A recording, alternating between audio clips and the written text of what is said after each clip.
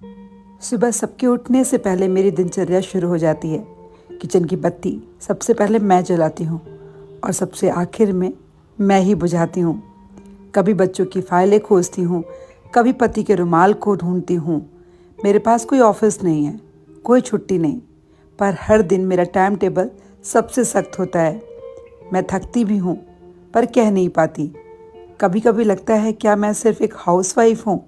नहीं, मैं घर की दीवारों में छिपा वो सुकून हूँ जिसे सब महसूस तो करते हैं पर कोई पहचानता नहीं। मैं वो सवाल हूँ जिसका जवाब कभी किसी ने ढूंढने की कोशिश ही नहीं की। मैं माँ हूँ, पत्नी हूँ, बहू हूँ और सबसे पहले एक औरत हूँ। और औरत होना कोई छोटा काम नहीं है। तो अगली बार जब कोई कहे तुम तो बस घर पर रहती हो, तो मुस्कुरा कर कहना, हाँ मैं घर पर रहती हूँ और पूरा घर मुझ पर टिका है। सुबह सबके उठने से पहले मेरी दिनचर्या शुरू हो जाती है।